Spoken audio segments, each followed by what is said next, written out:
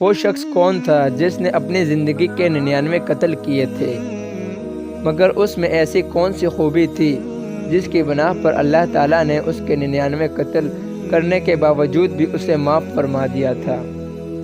ناظرین، ایک مرتبہ رسول اللہ صلی اللہ علیہ وسلم نے فرمایا کہ بنی اسرائیل کا ایک شخص تھا جس نے 99 قتل کیے تھے۔ 99 قتل کرنے کے بعد اسے اپنے دل میں شرمندگی محسوس ہوئی اور اس نے اپنے دل میں گناہوں سے توبہ کرنے کا پختہ یقین بنا لیا تھا۔ اس کے بعد وہ شخص بنی اسرائیل کے لوگوں کے پاس گیا اور ان سے کہنے لگا کہ مجھے کسی عالم کا پتہ بتاؤ، مجھے اس سے کوئی کام ہے۔ تو لوگوں نے اسے عالم کے بجائے راہب کا پتہ بتا دیا۔ وہ شخص راہب کے پاس گیا اور اس سے کہنے لگا کہ مجھ سے 99 قتل ہوئے ہیں اور میں ان گناہوں سے توبہ کرنا چاہتا ہوں، کیا اللہ مجھے معاف فرما دے گا؟ تو راہب نے اس سے کہا، نہیں، تمہیں ہرگز معافی نہیں ملے گی، کیونکہ تم نے حقوق العباد پورے نہیں کیے، تم نے انسانوں کا قتل کیا ہے، اللہ تمہیں ہرگز معاف نہیں کرے گا، اللہ تمہیں جہنم میں ڈال دے گا۔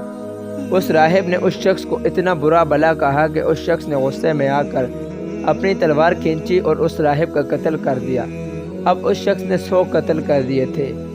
100 قتل کرنے کے بعد اس شخص کو اپنے دل میں اور شرمندگی محسوس ہونے لگی اور اس بار اس نے اپنے دل میں توبہ کا پختہ یقین باندھ لیا تھا۔ وہ پھر سے بنی اسرائیل کے لوگوں کے پاس گیا اور ان سے کہنے لگا کہ مجھے کسی عالم کا پتہ بتاؤ، مجھے اس سے کوئی کام ہے۔ تو لوگوں نے اسے اس بار عالم کا پتہ بتایا۔ وہ شخص عالم کے پاس گیا اور اسے اپنا سارا مسئلہ بتا دیا اور اس سے کہنے لگا کہ اس طرح مجھ سے 100 قتل ہوئے ہیں اور میں بہت بڑا گنہگار ہوں اور میں اللہ کے حضور معافی مانگنا چاہتا ہوں، کیا مجھے معافی مل سکتی ہے؟ تو اس پر اس عالم نے کہا، کیوں نہیں، تمہیں معافی ضرور ملے گی۔ تم سے کس نے کہا کہ تمہیں معافی نہیں ملے گی؟ مگر ایک شرط پہ تمہیں معافی ملے گی کہ تم پختہ یقین کر لو، تم پکا ارادہ کر لو کہ تم آج کے بعد ایسا کوئی گناہ نہیں کرو گے۔ عالم نے اس کا مسئلہ حل کرنے کے بعد اسے ایک نصیحت کی۔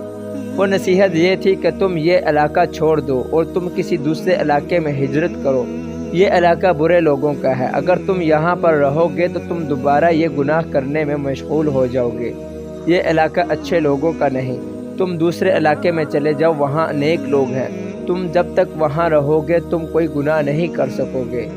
اس کے بعد وہ شخص اپنے گھر گیا اور سارا بوریا بسترا باندھ کر اس دوسرے علاقے کی طرف چل پڑا۔ ابھی وہ آدھے رستے میں ہی پہنچا تھا کہ اسے موت آ گئی۔ جنت کے فرشتے اور جہنم کے فرشتے دونوں وہاں پر موجود ہو گئے۔ جہنم کے فرشتے جنت کے فرشتوں سے کہنے لگے کہ یہ ہمارا گنہگار ہے، ہم ہی اسے لے کر جائیں گے۔ اس پر جنت کے فرشتے کہنے لگے، نہیں، یہ ہمارا مہمان ہے، اس نے توبہ کر لی تھی، ہم اسے اپنے ساتھ لے کر جائیں گے۔ جہنم کے فرشتے کہنے لگے، نہیں، ابھی یہ اس علاقے میں نہیں پہنچا تھا، ابھی اس کی توبہ قبول نہیں ہوئی۔ اس کے بعد اللہ تعالیٰ نے آسمان سے ایک فرشتہ ان کی طرف بھیجا تاکہ وہ جا کر ان کے درمیان فیصلہ کر سکے۔ اللہ تعالیٰ نے ان سے فرمایا کہ جہاں اس کی لاش پڑی ہے وہاں سے اس کے گھر کے راستے کا فاصلہ اور دوسری طرف نیک لوگوں کی بستی کے راستے کا فاصلہ ناپو۔ اگر وہ اپنے گھر کے قریب ہے تو جہنم والے فرشتے اسے اپنے ساتھ لے کر جا سکتے ہیں، اور اگر وہ ان نیک لوگوں والی بستی کے قریب ہے تو جنت والے فرشتے اسے اپنے ساتھ لے جائیں۔ اس کے بعد اللہ تعالیٰ نے نیک لوگوں والے زمین سے کہا کہ تو سکڑ جا، تو وہ سکڑ گئی، اور اس کے گھر والے زمین کے رستے سے کہا کہ تو پھیل جا، تو وہ پھیل گئی۔ ناظرین، دراصل وہ شخص اپنے گھر والے رستے کے قریب تھا اور نیک لوگوں والی بستی سے دور تھا۔ جب پیمائش کی گئی تو وہ اپنے گھر کے رستے سے دور اور نیک لوگوں کی بستی کے قریب تھا۔